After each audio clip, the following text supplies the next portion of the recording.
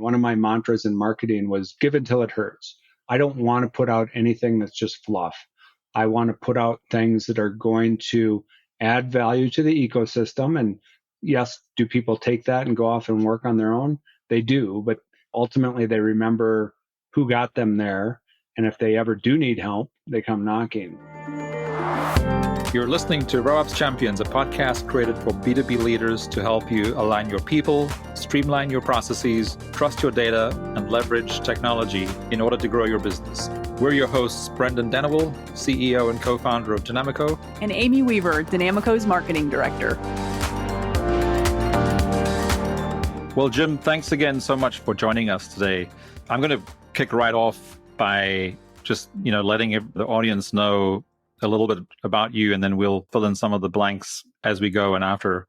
But I guess one of the many reasons I'm so excited to have you on the RevOps Champions podcast is you built the number one Microsoft Dynamics CRM partner globally. Our goal at Dynamico is to build the number one HubSpot partner globally. And I knew from the moment that we met that I could learn a lot, and we could learn a lot from you. And the very first conversation that we had a little over a year ago, you shared two things with me that I want to make sure we can dig in a little bit more that really stood out to me. And the one was focus. Fanatical focus. Yeah. And I think the way you actually said it is that the top three most important things are focus, focus, and focus. And then the other thing that you shared, because, you built an incredibly successful business, not that different to ours, on the four pillars over, let's say, roughly a 15-year period. And the four pillars are service, support, education, and add-ons. So I'd like to sort of dig a little more into those. And then at a later stage, sort of talk a little bit about how you've transitioned out of that B2B technology services business into what you're doing now with Wydaho, which is a completely different business and super exciting because, of course, I've seen it firsthand. So let's start with the focus and the four pillars. How do you explain more the importance of focus to you in scaling a business successfully? Yeah, so it helps to step back a little bit and see where I landed on what I call fanatical focus. I think that's how I typically describe it. When I got into Power Team, and it was the early version of what PowerObjects became, we were an IT service provider. That's a pretty general term, and the services that we offered were relatively general. And we did websites, we did app development, we did client server development. If it touched a computer and we could bill an hour's worth of time for it, that was revenue that we chased. What year was that, Jim? That would have been back in 2001. Okay. It was just a few months before 9/11, and that's how I always remember that, because we sort of came in and we were doing in those days it was a bunch of Power Builder client server work. We were doing some web development. We had some web hosting, but then 9/11 happened, and a few contracts and projects we had dried up overnight. Everyone just sort of stopped spending money and wanted to see what was going to happen post. But we came back and we really continued on that path for a number of years of just being a generalist and doing whatever we could bill for. And how I like to describe it is it's like a circus act where you've got somebody there spinning a plate on top of a pole. And, I'd be over here spinning this one, and then we'd go set up this pole. We'd be spinning this one, and they all start wobbling. And pretty soon it's not scalable because you can't run around and keep all the plates spinning. It just becomes unmanageable. And about that time, I was part of the Entrepreneurs Organization in the Twin Cities, and a friend of mine was getting involved in what has now become a pretty big organization called EOS. Back in that day, there was maybe two companies using EOS. Traction hadn't been written yet. And Minneapolis is like the mecca for it. It is.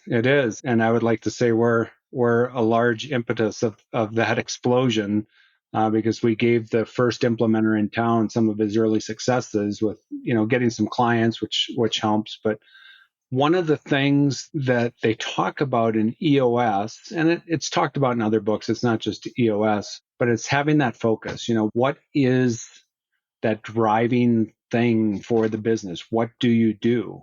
And we had to sit down as a team and really look at everything we were doing and decide what did we want to look like going forward and what was that one thing we were going to grab onto. And we were a few $1,000,000 at that point, but had only done a couple $100,000 in Dynamics prior to that. And really, as a team, sat down and decided that was going to be the path forward. And it was this defining moment. I remember the offsite meeting where we had it because we went in, knowing we were going to talk about this, and we made the decision as a team and all walked out that day that Dynamics going forward was the only thing we were going to sell. And we had a big, I don't know, it probably had about $750,000 left on this one contract. That was our runway to retool the organization and get enough of this sold so that we could keep everybody employed. And what was the size of the organization at that time? Probably 20 people. Okay. It was not big, but most of them were Power Builder consultants. Some were web developers. Some did infrastructure stuff. Our main sales guy sold Sybase tools because we were implementing Power Builder and selling Sybase databases. And I think Sybase, our early partnership with them was probably one of the things that pushed us to Microsoft.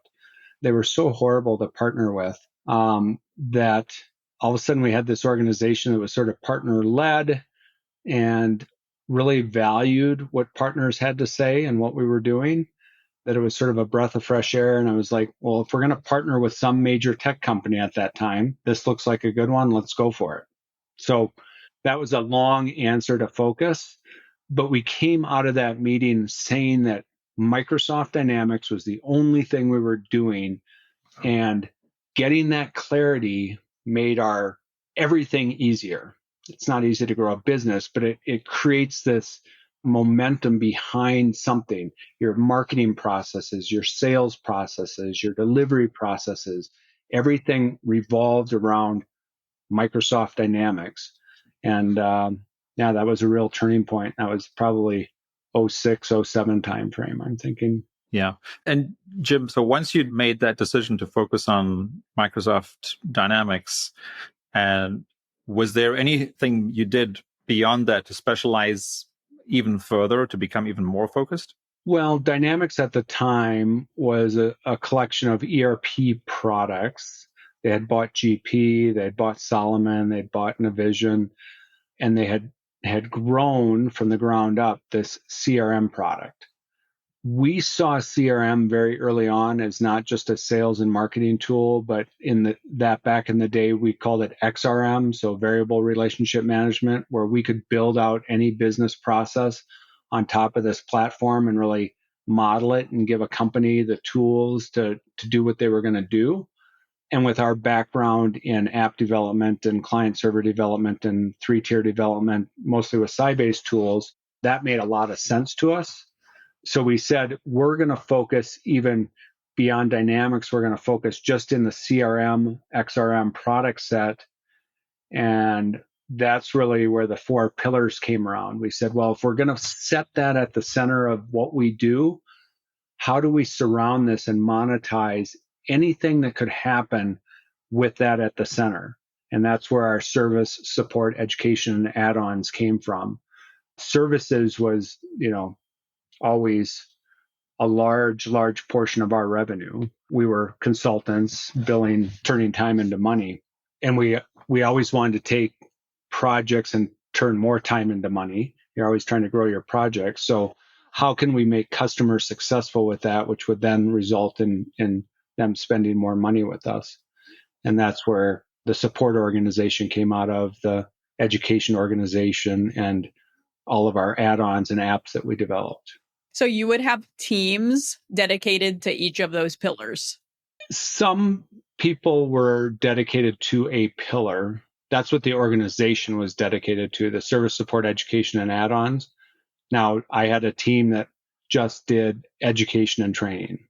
Most of them came out of consulting. we had a team that just developed add-ons. But if we had a hardcore project where we needed some, heavy duty coding, would we beg or borrow from the development team? Sure. When you're growing a company, you're always wearing multiple hats. No one's completely dedicated. But by and large, the largest part of the organization was the service component, and we grew the support organization over time. Awesome. Yeah, and that's actually what I wanted to clarify, but you already mentioned. So in the HubSpot ecosystem, when we talk about education, it's really more around like what is the thought leadership and content you're putting out into the world to help folks educate themselves. And then of course for us the training is separate. So I'm glad you clarified that, because one of the things that we've seen, of course, is that for a successful implementation and or integration, the training component is so critical to the adoption of the implementation. And I'm guessing is that how your sort of education pillar came about? The education pillar came about because initially we were selling training. So it really started with training. As that evolved, the adoption and change management practice also lived within education. So there was a few components to that, but it started off with classes that we were selling. I would really say that that first part that you talked about as education really lived within our marketing organization. One of my mantras in marketing was give until it hurts. I don't want to put out anything that's just fluff. I want to put out things that are going to add value to the ecosystem. And yes, do people take that and go off and work on their own? They do, but ultimately they remember who got them there. And if they ever do need help, they come knocking. So we had a blog engine that was sort of run by the whole organization. We had scorecard metrics around how many blogs you were producing. It was all funneled into marketing, and they had to put these out so that we could educate the world on how to use Dynamics or what XRM was. And it wasn't just thinly veiled marketing materials. There was code source, there was code out there. We were nitty gritty stuff. Yeah, we really put in things that added value. And it turns out that's what really ranks on the search engines, because people run into the same problems that we would run into with our clients that we had written a blog on. They go search for how do I do blah. Boom, there's PowerObjects blog, number one ranked. And they get there and it's like, what else do they do? And in our heyday, we had more traffic around Dynamics CRM on our website than Microsoft did, just because there was so much valuable information to educate the world. Yeah. So, you were, even though you maybe weren't calling it that, you were doing inbound marketing, or maybe you were calling that. But of course, in the HubSpot ecosystem, inbound marketing, of course, is where they kind of started, and where we started as a company, and then evolved into the CRM space as the HubSpot product became more powerful and added the sales and customer service functionality. Oh yeah, we were always sort of watching how they were. HubSpot was definitely a leg up in the whole market. Marketing was probably the weakest pillar in Dynamics back in those days. So we were always looking at, what HubSpot or others were trying to do on converting traffic. How do we convert traffic? Because you get them to the blog and you're educating them, but how do I get them to click? How do I get them to turn over personal, And we had a bunch of add-ons that facilitated that and augmented the data inside Dynamics. So Jim, tell us a little more about the add-ons. Explain a little bit more about what that means or meant to you then. Yeah, the Dynamics platform was really extensible. So you could, and I'm not a coder, so I'll probably say things incorrectly, but there were open APIs into the Dynamics, and you could write pieces of code that you would set alongside your cloud instance of Dynamics that would do something. We were always looking to do something that multiple clients were trying to solve. Maybe the view that the data comes out of the box in is not quite how they wanted it. They wanted more of a sortable grid that was clickable. So let's build a framework that's an add-on and put that together and then make that available to the world. So if more than two people were looking for it, hundreds of people were looking for it. We tried to solve the repeatable problems that I called white space in the product, knowing full well that it was all disposable. We were very clear that we were a professional services organization. We were not an ISV, an integrated system vendor. though we sold more software that wrote on top of Dynamics than any other partner out there. That was not our business. I always said that the add-ons were disposable because ultimately, especially online platforms or cloud-based platforms, evolve so quickly because you don't have to ship a disk and get someone to install it on their desktop. I mean, you make the change in the cloud and boom, it's done. So all of the add-ons, which I call disposable, ultimately probably mostly got replaced if they wanted to. One of our biggest one was a Power MailChimp. It was a direct tie-in to MailChimp, which I'm sure you're familiar with.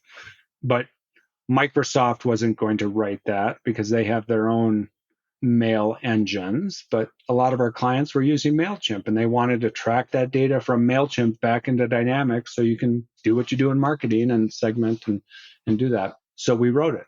Probably our number one selling add-on was the MailChimp integration. Yeah. Yeah, which is actually interesting. Like as you're speaking, the parallels between the Microsoft Dynamics ecosystem and the HubSpot ecosystem, with HubSpot probably being 10 to 15 years sort of behind, and of course just the advancement of technology being what it is. So HubSpot now, for example, integrates with over 1,000 different apps that have been built by hundreds of different players building these add-ons, and there are at least a dozen, maybe 24 HubSpot partners, for example, who they really got themselves on the map by building one integration between, for example, HubSpot and NetSuite, or HubSpot plus something else. But I do agree with you. And that's something we're always looking at, because like with our clients, there's always something that they need to integrate with that's critical to their business. But now you have so many different ways to do that where you don't actually need to custom develop those things. So again, that whole world has changed about how quickly you can do an integration just because of the sheer time and the advancement and evolution of technology. Again, the framework is still the same. It's just how you approach it is different. And some of it's integration, some of it's functionality enhancements, it was just making the product better. That's what the whole add-on component was. And remembering our stated goal was to drive everything back to services, because we were a professional services organization. But we really turned the ecosystem upside down with how we price this, because we price things at $1 a month per user, which was sort of unheard of. They were like, how can you do that? You're not going to make money. It's like, well, the purpose on this piece of our business is not to make a lot of money. It's to, again, bring people into the PowerObjects ecosystem and funnel them back so we get the next project. Have those opportunities for the services. A loss leader, if you will. Yeah. It turned out we did make a bunch of money because there were so many seats and there were some of our add-ons that you just had to have. And it's like, what's $20 a month? Well, times 1,000 companies, that's a lot of money. Right. But you just sort of glanced over something there, Jim, which I think is really what it's about when you think about it, is the add-ons just made the overall product better. In other words, so you were trying to solve for the customer, right? So what did you need to do for their total product? In other words, their total implementation, their total CRM platform to be better. And wherever there was a gap from a technology perspective, you built an add-on so that their overall experience and product was better. And I think that's probably where it stemmed from.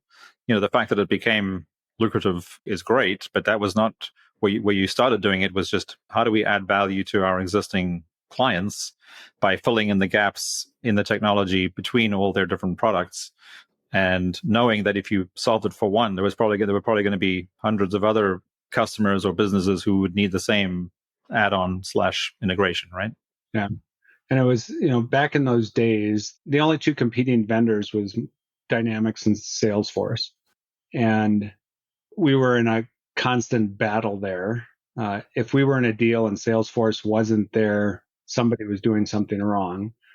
But in a lot of ways, that was the one thing that Salesforce did better, was to build out a better ecosystem of ISV partner type people. Microsoft was very successful. They just didn't embrace that the same way that Salesforce did. I don't know if they ever have. I would say it was also the downfall of the Windows Phone. Windows Phone was it was a superior OS, superior interface, but they didn't have the ecosystem of apps and partners putting things on it. So it just died. But Dynamics did a little better than that.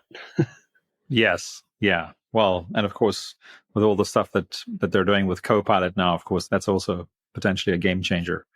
So I'd like to sort of now fast forward. So PowerObjects was extremely successful. We've talked about some of the key elements from your perspective of why PowerObjects was so successful. But let's jump to where you are now, and I'd love to sort of get your perspective on the differences between growing the number one global partner in the Microsoft Dynamics ecosystem, which is a B2B business, to what you're doing now on the border of Wyoming and Idaho in the B2C space. Tell us a little more about what Wydaho does and what some of the differences and similarities are to how you're scaling that business essentially. So it'll be interesting to make the connections. I probably haven't thought through that as much as I should have for this, but so Wydaho, I own a company called Wydaho Property Management with my wife. Where that started was that I had bought a number of properties out here. Where I live in the foot of the Teton Mountains is a big destination place for vacationers. We're sort of nestled between Yellowstone and Grand Teton National Park, and it's people call it God's country, and it is. It's just amazing. I live in this little community, and a lot of the houses are second houses for people that they come vacation in, but then they rent the rest of the year to vacationers to make money. And I ended up buying a few properties and started looking around for management companies and realized there was no one doing it the way I would do it. I mean, I always look at business and sort of think through the processes and how I would improve it, and what does it cost? What's the value I'm getting for that cost? And I was just sort of frustrated, and I said, I'm retired. I'll start my own property management company. So we started Wydaho Property, moved all of our properties into this LLC, and started managing it through that. And it was an interesting time in the property management. This is terminology sort of outside the world you live in, but there's OTAs. OTAs are online travel agencies, and they've had a huge surgence. Airbnb is the number one, but you have VRBO, you have Booking.com, Marriott has one, and there's a slew of other ones. They pop up every day. But actually, Google just got into the market now too. So you can actually go and search directly on Google for rentals. So there's a bunch of people that do this. Airbnb really, VRBO was first, but Airbnb really made it sort of a main way of people vacationing in their travel. You go rent a home, you rent a condo instead of staying in a hotel. And when you have these cloud-based systems providing the service, all of a sudden there's all sorts of ways to hook into it and do this. So I was sort of excited because there was a slew of software partners out there doing hooks into these and making this easier to manage. And I was like, because the key to really being able to scale a property management, there's a couple keys, but one is being able to automate as much as you can. Because if I'm going to do this for other people, I've got to drive my cost to deliver the service, which is managing their property, down. And the only way I can do that is if a bunch of things are happening. Imagine if I had a property that I had out on VRBO and Booking.com and Airbnb, and someone booked a night on Airbnb, and I had to go run and quickly close that on VRBO and close that out on Booking.com. I mean, it doesn't scale. So you bring this all together in these central systems that integrate to all sorts of products, and you can really create an enterprise that looks huge with very few people. So it started with just a handful of properties we owned, and now we're 65 properties and one of the largest property management people in the Valley. So you started picking up properties of other folks in the Valley who, like as you said earlier, we're only using the property for maybe 2 or 3 months of the year, if that, and then the rest of the time they were looking for somebody who could effectively manage their property and maximize the return that they were getting on that property, right? Yeah, and that maximizing the return for the property owners is one of the key things that with software and algorithms and stuff, you can just do much better at scale than an individual could be. Most people, if you're an individual homeowner and you decide, I'm going to do this myself, you'll put it out on Airbnb and say, this is our price per night, and let her rip. Well, you're either not taking any reservations because your price per night is outside of the market norms, or when it gets hot, they're way under the market norms, and you book all your nights, good, but you're leaving so much money on the table. So I always tell people, even we charge a 20% fee to manage a property. Said even with my 20% fee, I can guarantee you'll make more money letting me do this for you than you will, unless you go buy all the software and set it up and manage it, monitor it, and do what we do. That's really interesting. So you're starting to talk about, I asked you, what do you think of the similarities and differences between running a large B2B technology consulting business and running now a growing B2C business? And you've already said a couple of things. One of the things that you can use to scale either of them, of course, is technology. But we also know, and we know that technology is really only the fourth. We talk about this in every episode of RevOps Champions. And just the whole premise of RevOps, or whatever people call this go-to-market model in their company, because one of the other things we know is that there's different things to call this. We had to give it a name, and RevOps is the one that makes the most sense to us, revenue operations. But it starts with aligning the people that need to do whatever the business needs to do, and then aligning the processes that you need to run a successful business, and then figuring out what the KPIs or the data are that you need to run a successful business.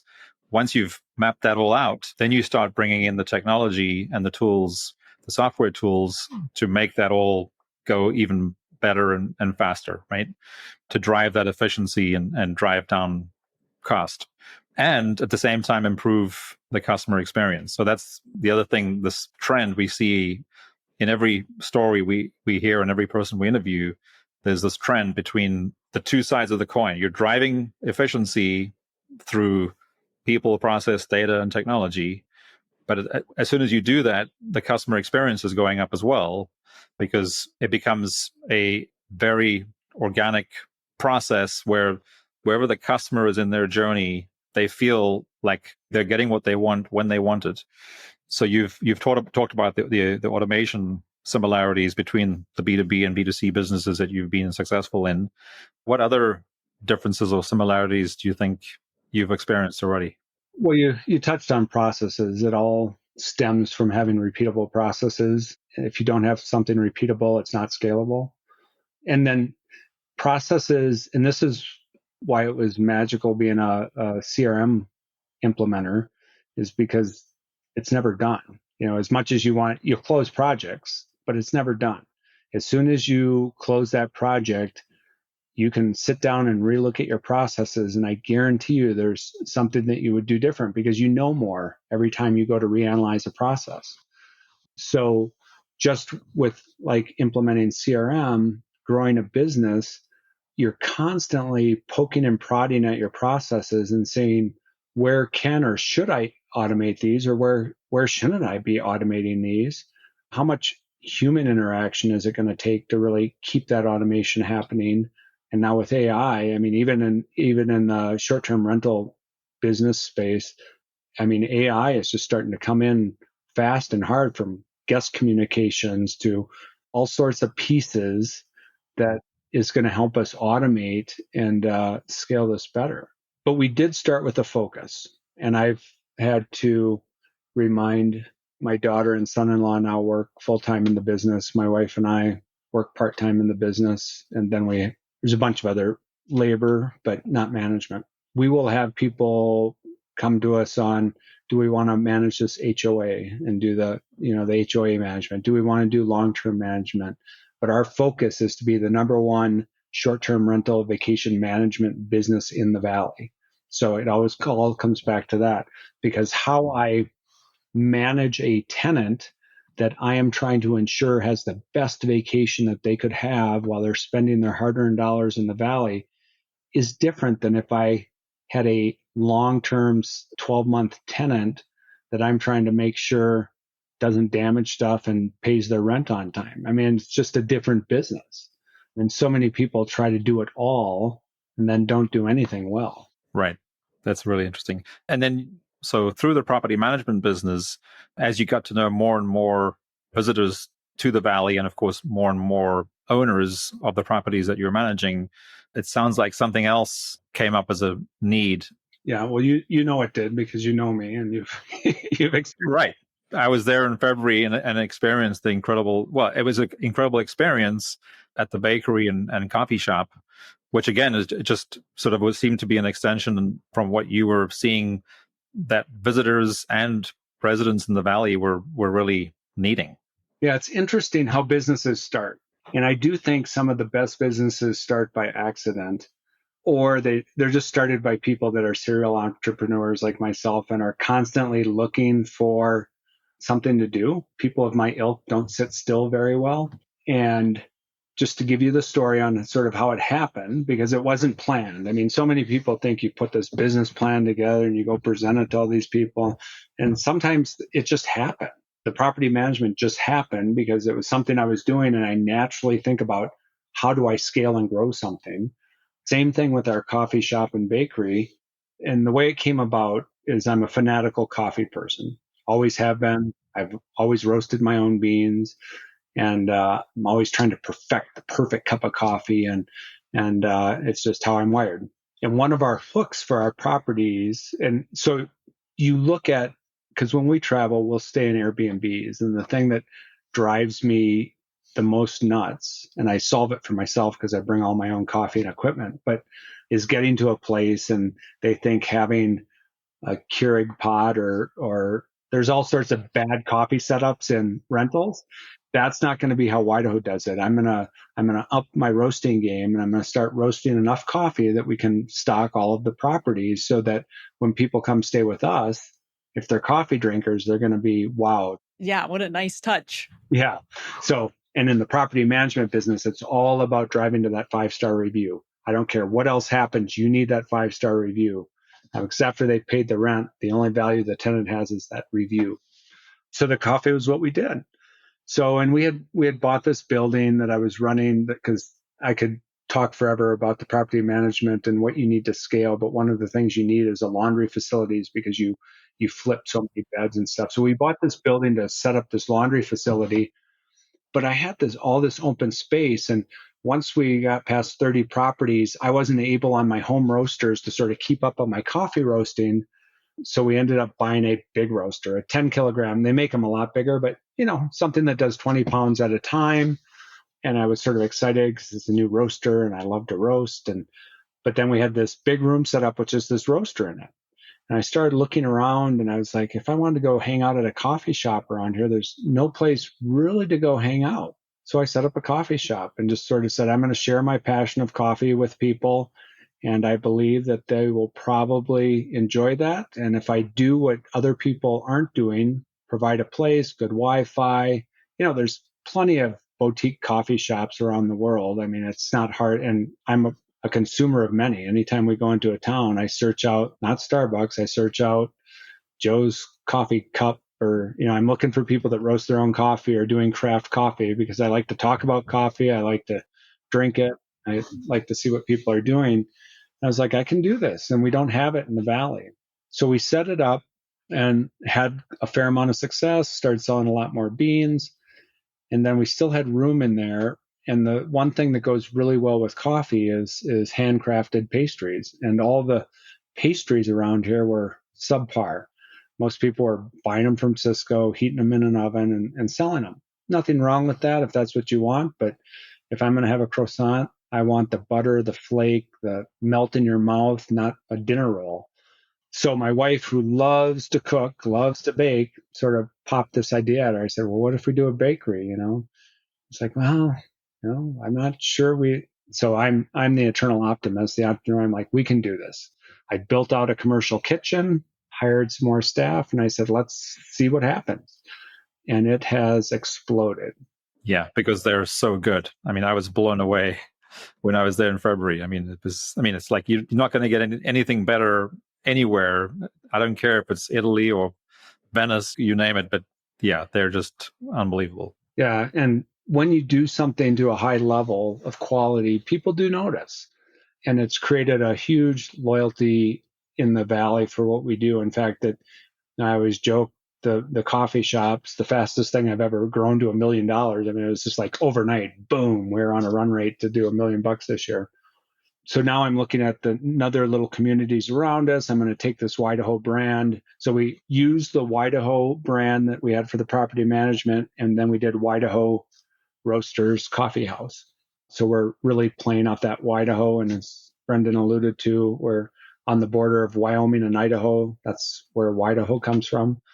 And it's been fun. We just procured a food truck, a specialty coffee food truck that's actually getting branded and wrapped tomorrow, but we're going to take that out to all the festivals and events this summer and continue to expand that brand. And we'll see where it goes from there. But the focus there is really about quality and bringing a different coffee experience to people that may not have that in their backyard.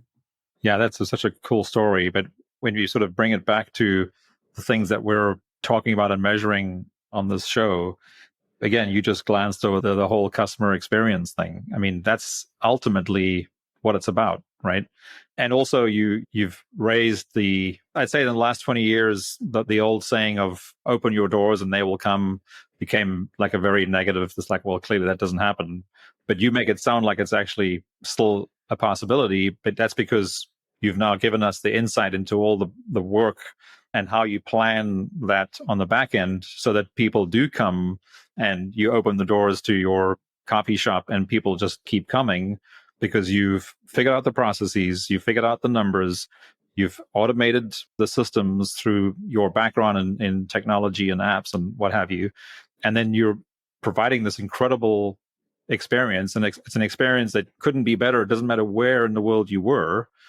And that can only be successful. So I think it's the perfect analogy of when you put in the background and you align the people, the processes, the data, because I know you measure everything too, which we haven't even talked about, but then ultimately you automate it through the technology, which is just getting better and being added to every single day. Because like I talk about it here every day too, is that today is better than yesterday and tomorrow will be better than today, because technology is making the world better every single day.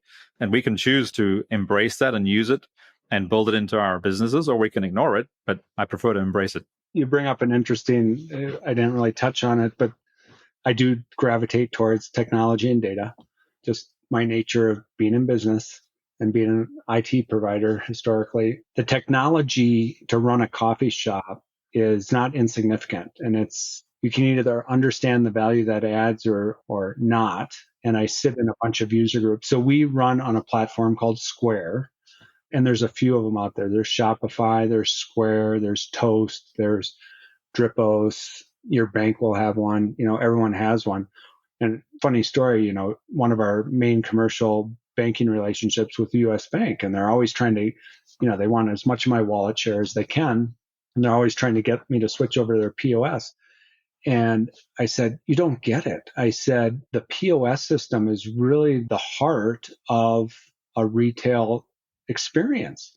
And I don't care if I'm paying 3.5% or I'm paying 2.5% on my merchant fees. What matters to me is how well this integrates with everything else I do, from my timekeeping systems to my back-end accounting systems to whatever. That 3.5% to 2.5%, I don't care. That 1% differential, and I said, unless you can show me that even the experience on the checkout, I mean, Square has thought through everything from how to automate getting credit card tips to making sure that the customer can tap, do this. It's really interesting. And that's just technology enhancing, a food and beverage business that we're running. That's just food and beverage, but, specialty coffee and handcrafted pastry. Yeah. Well, and actually, I mean, it's interesting that you talk about Square because, geez, I remember, I mean, I don't know how long they've been around now, but when Square first came out, it was like the first sort of mobile way to take money at a point of sale, and it became huge. And then, so everyone knew what Square was, but if you think about it now, so I mean, everybody listening or watching this episode they might not know about some of the technology we talk about on the B2B side and CRM and all the related tech stack, but everybody is using POS multiple times a week. But I don't even think about Square anymore because it's just become part of everyday life. But in addition to that, I mean, you've just alluded to the fact that Square is way more now than it was 10 years ago because they just kept adding more and more value to their customers to do more with that technology. And it's just become sort of ubiquitous to the user, but that's the whole point. Often customer experience should feel like you don't even realize that you've had a great experience until afterwards, because the technology has just become so part of the overall experience. You don't even realize it's technology anymore. Yeah. They're true to their core, which is credit card processing or payment processing. It's not just credit card nowadays. It's Apple Pay, it's Cash Apps, it's Venmo. They're true to their payment processing, but it's like, where else do they add value? And they keep finding ways to get me to pay them a little bit more a month, but I'm happy to do it when it's pieces that add value. The first thing we did was add their loyalty program, and it cost me a little bit to run it, but it's the data that comes back to me from this loyalty is, we started off with just a punch card. Right. A lot more data than the punch card. Yeah. And it would be like, how many, and 9 punches, your 10th punch, you got a free drink. It's like, that's great. I mean, our customers loved it. But if you came to me and said, how many free drinks did we give away last month? I'd be like, unless I saved up all those cards, which that becomes a training issue. I just don't know. Our staff giving away free punches. What's going on here? I don't know what the value is other than I have a happy customer, which means something, but I can't quantify it. You put in a loyalty program tied back to their purchases, the dollar amounts. I can tell you who's coming, how much they're spending, if they're spending more than non-loyalty people. And then I also get all this valuable marketing data for these customers. So my next thing was I signed up for Square Marketing so I can market directly to my customer base. This isn't broad-based marketing. This is focused towards loyalty customers. So these are the most likely people to repurchase from us. And we have set up text-based marketing and stuff like that and having a huge amount of success. And so, but the technology is adding value. It always has to add value. It's not to make me feel good. It's like, yeah. And what we've seen also is, and you've reminded us again, it's when you integrate all the technology together, it becomes exponentially more valuable than just what one app or piece of technology can do. And in fact, so HubSpot last year, just sort of bringing things back to a more of a B2B world, they added what is now part of their 6 hubs called Commerce Hub, which essentially is a way of accepting payments for B2B businesses. I mean, I still get invoices from vendors personally, for our home type stuff every single week, where it's like the worst customer experience. I've already offered to buy something from someone, but then the whole invoicing experience is terrible. And I've either got they're not making it easy for me to decide between credit card and ACH, whereas now, HubSpot has essentially taken that pain out of, again, but so many businesses aren't aware of something like HubSpot's Commerce Hub, where you can literally set this up in like no more than a half hour, where you can now send an invoice to a customer and you can right there give them the option. If you want to pay by credit card, click here. If you want to pay by ACH, click here. You could even incentivize them to pay by ACH versus credit card. But there are so many B2B businesses leaving so much money on the table and are really starting off the customer experience terribly from the very first transaction. Like you've said, yeah, I want to buy from you. And then the invoice arrives and they make it so painful for you to actually pay them.